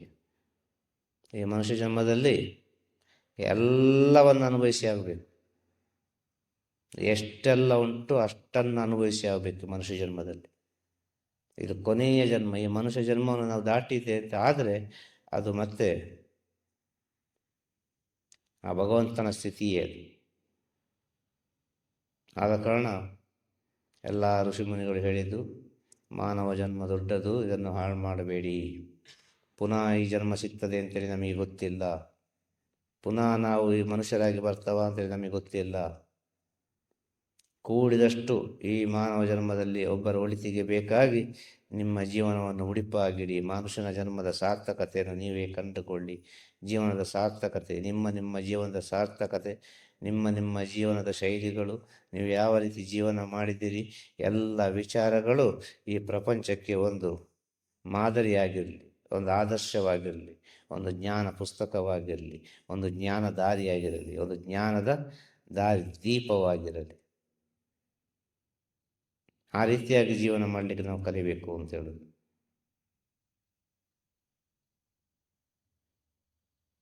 ಮಾನವ ಜನ್ಮ ಅಂತೇಳಿ ಅಷ್ಟು ಪವಿತ್ರವಾದ ಜನ್ಮ. ಈ ಮಾನವ ಜನ್ಮದಲ್ಲಿ ಎಲ್ಲವೂ ಬೇಕು, ಪ್ರತಿಯೊಂದು ವಿಚಾರವೂ ಬೇಕು. ಎಲ್ಲ ಜನ್ಮಗಿಂತಲೂ ಅತಿಯಾಗಿ ಮಾಯೆ, ಅತಿಯಾದ ಆಸೆಯನ್ನು ಕೊಟ್ಟದ್ದು ಮನುಷ್ಯ ಜನ್ಮದಲ್ಲಿ. ಕಾರಣ ಎಲ್ಲ ಜನ್ಮದ ಒಂದು ಗುಂಪು ಗೊತ್ತಾಯ್ತಲ್ಲ, ಎಲ್ಲ ಜನ್ಮದ ಒಂದು ರೂಪ, ಎಲ್ಲ ಜನ್ಮದ ಬುದ್ಧಿ, ಎಲ್ಲ ಜನ್ಮದ ಶಕ್ತಿ ಎಲ್ಲ ಸೇರಿ ಟೋಟಲ್ ಆಗಿ ಮನುಷ್ಯ ಜನ್ಮ ಆದದ್ದು ಅಂತೇಳೋದು. ಒಂದು ಮನುಷ್ಯನಲ್ಲಿ ನಾಯಿಯ ಗುಣ ಸಹ ಉಂಟು, ಒಂದು ಮನುಷ್ಯನಲ್ಲಿ ಸಿಂಹದ ಗುಣ ಸಹ ಉಂಟು, ಒಂದು ಮನುಷ್ಯನಲ್ಲಿ ಆನೆಯ ಗುಣ ಸಹ ಉಂಟು, ಒಂದು ಮನುಷ್ಯನಲ್ಲಿ ಹದ್ದಿನ ಗುಣ ಸಹ ಉಂಟು, ಒಂದು ಮನುಷ್ಯನಲ್ಲಿ ಎಷ್ಟು ಜೀವರಾಶಿಗಳಿದ್ದರೆ ಅಷ್ಟು ಜೀವರಾಶಿಗಳ ಗುಣಗಳು ಮನುಷ್ಯನೊಳಗೆ ಇದೆ. ಆಗ ಅಷ್ಟು ಬುದ್ಧಿ, ಅಷ್ಟು ಶಕ್ತಿ, ಅಂಥ ಮಾಯೆ, ಎಲ್ಲ ವಿಚಾರಗಳು ಮನುಷ್ಯನೊಳಗೆ ಇರ್ತದೆ. ಇದೆಲ್ಲ ಸೇರಿ ಒಂದು ಅದ್ಭುತ ಮಾಯೆ ಆಯಿತು ಮನುಷ್ಯ ಅಂತ ಆಗುವ. ಇದೆಲ್ಲ ಸೇರಿ ಒಂದು ಅದ್ಭುತವಾದ ಮಾಯಾ ಸ್ವರೂಪವಾದ ಮನುಷ್ಯ. ಆ ಮಾಯಾ ಸ್ವರೂಪದೊಳಗೊಂದು ಸತ್ಯ ಉಂಟು. ಆ ಸತ್ಯವನ್ನು ಹುಡುಕುವುದು ಬಿಟ್ಟ. ಹೊರಗಿನ ಮಾಯದಲ್ಲಿ ತೇಲಾಡ್ತಾ ಜನ್ಮ ಜನ್ಮ ಜನ್ಮ ಜನ್ಮ ಹೋಗ್ತಾನೆ ಉಂಟಿದೆ.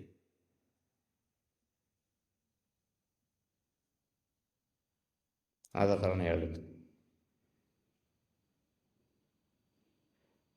ಅರ್ಥ ಮಾಡಿಕೊಳ್ಳಿ.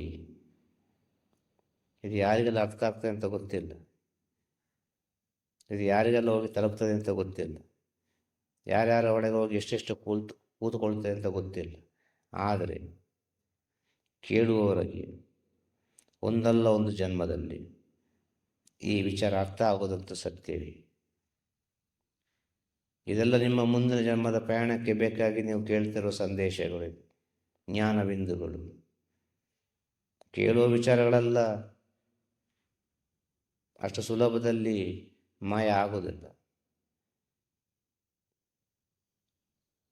ಯಾವುದೇ ವಿಚಾರ ಆದಷ್ಟು ಸುಲಭದಲ್ಲಿ ಮಾಯ ಆಗುವುದಿಲ್ಲ. ಯಾವುದೋ ಒಂದು ರೀತಿಯಲ್ಲಿ ಒಳಗೋಗಿ ಕೂತ್ಕೊಳ್ತದೆ. ಯಾವಾಗಲೋ ಒಂದು ದಿನ ಅದು ರೀಕಾಲ್ ಆಗ್ತದೆ, ಅದೇ ದಾರಿಯಲ್ಲಿ ಹೋಗ್ಲಿಕ್ಕೆ ಆಗ್ತದೆ. ಆ ದಾರಿ ಸಿಕ್ಕೇ ಸಿಗ್ತದೆ. ಒಂದು ಗುರುವಿನ ಹತ್ರ ಬರಬೇಕಾದ್ರೆ ಒಂದು ಪಾಪ ಮಾಡಿರ್ಬೇಕಿಲ್ಲ ಪುಣ್ಯ ಮಾಡಿರ್ಬೇಕು. ಈ ಪಾಪ ಪುಣ್ಯದ ನಡುವೆ ಒಬ್ಬ ಪ್ರಯಾಣ ಮಾಡುವವನಿಗೆ ಭಕ್ತ ಅಂತ ಹೇಳೋದು. ಗುರುವಿನ ಹತ್ರ ಬಂದು ಸೇವೆ ಮಾಡಬೇಕಾದ್ರೆ ಆ ಪಾಪ ಪುಣ್ಯದ ನಡುವಿನ ಒಂದು ಪಯಣ ಬೇಕು, ಅದಕ್ಕೆ ಭಕ್ತ ಅಂತ ಹೇಳೋದು. ಆ ಭಕ್ತನ ಪಾಪ ಪುಣ್ಯಕ್ಕೆ ಸರಿಯಾಗಿ ಅವನವನಿಗೆ ಏನೇನು ಸಿಗಬೇಕು ಅದೆಲ್ಲ ಸಿಗ್ತದೆ. ಅವನವನ ರಿಸಲ್ಟ್. ಪಾಪ ಮಾಡಿ ಗುರುವಿನ ಹತ್ರ ಬರ್ಬೋದು, ಪುಣ್ಯ ಮಾಡಿ ಗುರುವಿನ ಹತ್ರ ಬರ್ಬೋದು. ಈ ಸತ್ಯ ವಿಷಯ. ನಿಮ್ಮ ಪಾಪ ಪುಣ್ಯದ ಲೆಕ್ಕಾಚಾರವನ್ನು ನೀವೇ ತಿಳಿದುಕೊಂಡು ನಿಮ್ಮ ಜೀವನವನ್ನು ಸರಿ ಮಾಡಿಕೊಂಡು ಜೀವನದಲ್ಲಿ ಕೂಡಿದಷ್ಟು ಒಳಿತನ್ನು ಮಾಡಿಕೊಂಡು ಈ ಮನುಷ್ಯ ಜನ್ಮವನ್ನು ಸಾರ್ಥಕಗೊಳಿಸಿ ಆ ಭಗವಂತನ ಪಾದ ಹೋಗಿ ಸೇರಿ ಪುನಃ ಮನುಷ್ಯ ಜನ್ಮವಾಗಿ ಬಂದು ಪ್ರಪಂಚಕ್ಕೆ ಅನೇಕ ರೀತಿಯ ಒಳಿತನ್ನು ಮಾಡಬೇಕು ಎಲ್ಲರೂ. ಈ ಜನ್ಮದಲ್ಲಿ ಅಂತಿದು ಆಗುವ ವಿಷಯರಲ್ಲ, ಖಂಡಿತ ಅಲ್ಲ. ಗುರುಗಳ ಹತ್ರ ಬಂದ ಕೂಡಲೇ ಜ್ಞಾನ ಸಿಗ್ತದೆ, ಗುರುಗಳ ಹತ್ರ ಬಂದ ಕೂಡಲೇ ಶಕ್ತಿ ಸಿಗ್ತದೆ, ಗುರುಗಳ ಹತ್ರ ಹೋದ ಕೂಡಲೇ ಎಲ್ಲವೂ ಆಗ್ತದೆ. ಇದೆಲ್ಲ ನಿಮ್ಮ ಅಜ್ಞಾನ. ಇದೆಲ್ಲ ಆಗುವುದಿಲ್ಲ, ಸಾಧ್ಯನೇ ಇಲ್ಲ. ಹಾಗೆಲ್ಲ ಆಗುವುದಾದರೆ ಈ ಪ್ರಪಂಚ ಯಾವತ್ತೂ ಸುಭಿಕ್ಷೆ ಅಡಿಗ್ತಿತ್ತು. ಶ್ರೀಕೃಷ್ಣ ಪರಮಾತ್ಮ ಇರುವಾಗಲೇ ಕಂಟ್ರೋಲ್ ಮಾಡಲಿಕ್ಕೆ ಆಗಲಿಲ್ಲ, ಯುದ್ಧ ಆಗಿ ಹೋಯಿತು ಅಲ್ವಾ? ಶ್ರೀರಾಮಚಂದ್ರ ಇರುವಾಗಲೇ ಯುದ್ಧವಾಗಿ ಹೋಯಿತು. ಎಲ್ಲ ಅವತಾರ ಪುರುಷರುಗಳು ದೇವಾನ ದೇವತೆಗಳು ಬಂದಾಗ ಯುದ್ಧ ಆಗ್ತದೆ ಅಂತ ಹೇಳಿದರೆ ಈ ಕಲಿಯುಗದಲ್ಲಿ ಯುದ್ಧ ಆಗೋದು ಸಹಜವಲ್ಲ. ಈ ಕಲಿಯುಗದಲ್ಲಿ ಎಲ್ಲ ವಿಚಾರಗಳು ನಡೆಯುವುದು ಸಹಜವೇ, ನಡೀಲೇಬೇಕು. ಇದನ್ನು ತಪ್ಪಿಸ್ಲಿಕ್ಕೆ ಯಾರಿಗೂ ಆಗೋದಿಲ್ಲ. ಏನಾಗಬೇಕು ಅದೇ ಆಗೋದು. ಇದು ನಾವು ಸ್ವಲ್ಪ ಸೂಕ್ಷ್ಮವಾಗಿ ಅರ್ಥ ಮಾಡಿಕೊಳ್ಬೇಕು ಅಂತ ಹೇಳೋದು. ಏನಾಗಬೇಕು ಅದೇ ಆಗ್ತದಲ್ಲ ಅಂತ ನಾವು ಸುಮ್ಮನೆ ಕೂತ್ಕೊಂಡ್ರೆ ಆಗೋದಿಲ್ಲ. ನಿಮ್ಮ ನಿಮ್ಮ ಕರ್ಮ ನಿಮ್ಮ ಜನ್ಮಕ್ಕೆ ಸಂಬಂಧಪಟ್ಟು ಯಾವ್ಯಾವ ರೀತಿ ಉಂಟು ಅದೇ ರೀತಿ ಹೋಗುವುದಿಲ್ಲ. ನೀನು ಒಳ್ಳೆಯದು ಮಾಡಲಿಕ್ಕೆ ಅಂತೇಳಿ ಯಾವುದೋ ಒಂದು ರೀತಿಯಲ್ಲಿ ಹುಟ್ಟಿದ್ರೆ ಅದು ನಿನ್ನಿಂದ ಒಳ್ಳೆಯದೇ ಆಗೋದು. ಇದು ಅಲ್ಟಿಮೇಟ್ ವಿಚಾರ, ನಮ್ಮ ಪ್ರಯತ್ನಕ್ಕೂ ಮಿಗಿಲಾದ ವಿಚಾರ ಇದು. ನೀನು ಯಾವ ಕಾರಣಕ್ಕೆ ಬೇಕಾಗಿ ಹುಟ್ಟಿದೆಯೋ ಅದೇ ಕೆಲಸ ಕಾರ್ಯಗಳನ್ನು ನೀನು ಮಾಡೋದು, ಹೊರತು ಬೇರೆ ಏನು ಮಾಡಲಿಕ್ಕಿಲ್ಲಿ ಸಾಧ್ಯ ಇಲ್ಲ. ನಾನು ಯಾವ ಕಾರಣಕ್ಕೆ ಬೇಕಾಗಿ ಹುಟ್ಟಿದ್ದೇನೆ, ಈ ಕೆಲಸ ನಾನು ಮಾಡ್ತಾ ಇದ್ದೇನೆ ಅಂತ ಹೇಳೋ ಈ ಕೆಲಸದಿಂದ ಯಾರಿಗೂ ಒಳಿತಾಗ್ತದೆ, ನನ್ನಿಂದ ಯಾರಿಗೂ ಉಪಕಾರ ಆಗ್ತದೆ, ಈ ಸತ್ಯವನ್ನು ತಿಳಿದ್ರೆ ಸಾಕು. ಈ ಸತ್ಯವನ್ನು ತಿಳಿದ್ರೆ ನಿಮ್ಮ ಜೀವನದ ದಾರಿ ನಿಮಗೆ ಸುಲಭವಾಗಿ ಸಿಗ್ತದೆ. ಎಲ್ಲ ಬಂದದೆಲ್ಲಿಂದ? ನಂಬಿಕೆ. ಎಲ್ಲ ಹೋಗಿ ಮುಟ್ಟುವುದೆಲ್ಲಿಗೆ? ಅದೇ ನಂಬಿಕೆ. ನಂಬಿಕೆಯಿಂದ ಶುರುವಾದ ಜೀವನ ನಂಬಿಕೆಯಿಂದಲೇ ಮುಗಿಯುವುದು, ಬೇರೆಗೂ ಮುಗಿಯುವುದಿಲ್ಲ. ಅದೇ ಹೇಳುದು, ಸಂಶಯ ಎಂಬುದು ಮಹಾಪಾಪ. ಸಂಶಯ ಪಡಬೇಡಿ ಜೀವನದಲ್ಲಿ. ಸಂಶಯ ಬರುವುದು ಹೇಗೆ? ಮೊದಲು ಸಂಶಯ ಬರೋದು ನಿನ್ನ ಒಳಗೆ ಸಂಶಯ ಬರುವುದು. ಅವರೇನೋ ಸಹ ಚೆನ್ನಾಗಿ ಇರ್ತಾರೆ, ನೀನು ಚೆನ್ನಾಗಿರೋದ ಕಾರಣ ನಿನ್ನ ಒಳಗಿಂತ ಕಲಹಗಳು ಇಂಥ ಕಲ್ಮಶಗಳಲ್ಲಿರೋ ಕಾರಣ ಸಂಶಯವಾಗಿ ಪರಿವರ್ತನೆ ಆಗೋದು. ಸಂಶಯದಲ್ಲಿ ಅನೇಕ ರೀತಿಯ ಸಂಶಯಗಳು. ಒಂದು ಪ್ರೀತಿಯ ಸಂಶಯ. ಆ ಸಂಶಯ ಗೊತ್ತೇ ಆಗೋದಿಲ್ಲ, ಅದು ಪ್ರೀತಿಯಿಂದಲೇ ಇರ್ತದೆ ಯಾವಾಗಲೂ, ಆದರೆ ಅದು ಸಂಶಯದಿಂದಲೇ ಇರ್ತದೆ ಒಳಗೆ. ಇನ್ನೊಂದು 50-50. ಸಂಶಯ ಉಂಟು, ಆ ಕಡೆ ನಂಬಿಕೆ ಉಂಟು. ಹಾಗೆ ಮಾಡಲಿಕ್ಕಿಲ್ಲ, ಮಾಡಿರ್ಬೋದು ಎಂಬ ಒಂದು ಸಂಶಯ. ಎರಡು ರೀತಿಯ ಮನಸ್ಸು. ಇನ್ನೊಂದು ಸಂಶಯವೇ, ಏನು ಮಾಡಿದ್ರು ಅದು ಸಂಶಯವೇ. ಸಂಶಯಕ್ಕಿಂತ ದೊಡ್ಡ ವಿಷಯ ಇನ್ನೊಂದಿಲ್ಲ ಪ್ರಪಂಚದಲ್ಲಿ. ನಂಬಿಕೆಗಿಂತ ದೊಡ್ಡ ಅಮೃತ ಇನ್ನೊಂದಿಲ್ಲ. ಸಂಶಯ ಎಂಬುದು ವಿಷ, ನಂಬಿಕೆ ಎನ್ನುವುದು ಅಮೃತ. ಹಾಗೆ ಈ ಪ್ರಪಂಚದಲ್ಲಿ ನಾವೊಬ್ಬರನ್ನು ನಂಬಿ ಮೋಸ ಹೋಗ್ತೇವೆ ಅಂತ ಹೇಳಿದರೆ ಯಾರು ಅದಕ್ಕೆ ದುಃಖ ಪಡಬಾರದು. ಯಾವುದೋ ಒಂದು ಜನ್ಮದಲ್ಲಿ ನಾನು ಯಾರನ್ನ ಒಬ್ಬರನ್ನು ನಂಬಿಸಿ ಮೋಸ ಮಾಡಿದ್ದೆ ಎಂಬ ಸತ್ಯವನ್ನು ಅರಿವಿ. ನಾವು ಏನು ಕೊಡ್ತೇವೆ ಅದೇ ನಮಗೆ ಬರುವುದು. ಈ ಸತ್ಯವನ್ನು ತಿಳಿದರೆ ಸಾಕು. ನಿಜವಾಗಿ ಶರಣಾಗತಿಯಿಂದ ಒಬ್ಬ ನಂಬಿದರೆ ಅವನಿಗೆ ಮೋಸ ಹೋಗಲಿಕ್ಕೆ ಸಾಧ್ಯವೇ ಇಲ್ಲ. ಇಲ್ಲಿ ಒಂದು ಕಡೆ ಮೋಸ ಹೋದ, ಮುಂದೆ ಒಂದು ಕಡೆ ಮೋಸ ಹೋದ, ಅದರ ಮುಂದೆ ಒಂದು ಕಡೆ ಮೋಸ ಹೋದ, ಅದರ ಮುಂದೆ ಒಂದು ಕಡೆ ಭಗವಂತನೇ ಅವನಿಗೆ ಏನು ಬೇಕು ಎಲ್ಲವೂ ಮಾಡಿಕೊಡ್ತಾನೆ. ದಿಢೀರಂತೇಳಿ ಕೊಟ್ಟು ಬಿಡ್ತಾನೆ. ಹಿಂದೆ ಮುಂದೆ ಆಲೋಚನೆ ಮಾಡಿದ್ರೆ ಸಿಕ್ಕಿಕೊಳ್ತದೆ ಅವನಿಗೆ. ಆ ನಂಬಿಕೆಗೆ ಅಷ್ಟು ಶಕ್ತಿ ಉಂಟು ಅಂತೇಳಿ. ಖಂಡಿತವಾಗಿ ಶಕ್ತಿ ಉಂಟು. ಭಗವಂತ ಕೈ ಬಿಡಲಿಕ್ಕಿಲ್ಲ. ನಿಮ್ಮ ಸತ್ಯ ನಿಮ್ಮನ್ನು ಕೈ ಬಿಡುವುದಿಲ್ಲ. ನಿಮ್ಮ ಒಳ್ಳೆಯ ಗುಣಗಳು ನಿಮ್ಮನ್ನು ಕೈ ಬಿಡುವುದಿಲ್ಲ. ಈ ಒಳ್ಳೆಯ ಗುಣಗಳು, ಸತ್ಯ, ಪ್ರೀತಿ ಇದೆಲ್ಲ ಭಗವಂತನ ಕ್ಯಾರೆಕ್ಟರ್. ಆದ ಕಾರಣ ಭಗವಂತನಿಗೆ ಕರುಣಾಮಯಿ ಅಂತ ಹೇಳುದು.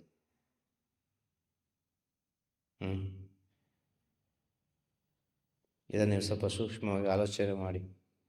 ನಿಮ್ಮ ಜೀವನ ಹೇಗಿರಬೇಕು ಅಂತೇಳಿ ನಿಮ್ಮ ಜೀವನವನ್ನು ನೀವೇ ರೂಪಿಸಿಕೊಳ್ಬೇಕು, ನೀವೇ ಚಿತ್ರಿಸಿಕೊಳ್ಬೇಕು. ಇನ್ನೊಬ್ಬರಿಂದ ಚಿತ್ರಿಸಲಿಕ್ಕೆ ಆಗೋದಿಲ್ಲ, ಇನ್ನೊಬ್ಬರಿಂದ ರೂಪಿಸಲಿಕ್ಕೆ ಆಗುವುದಿಲ್ಲ. ಈ ಸತ್ಯವನ್ನು ತಿಳಿದು ಜೀವನವನ್ನು ಮಾಡಿ. ಎಲ್ಲರಿಗೂ ಒಳ್ಳೆಯದಾಗಲಿ, ಎಲ್ಲರಿಗೂ ಶುಭವಾಗಲಿ, ಎಲ್ಲರಿಗೂ ಜಯವಾಗಲಿ. ತಿರುಚಿಟ್ಟಂಬಲಂ.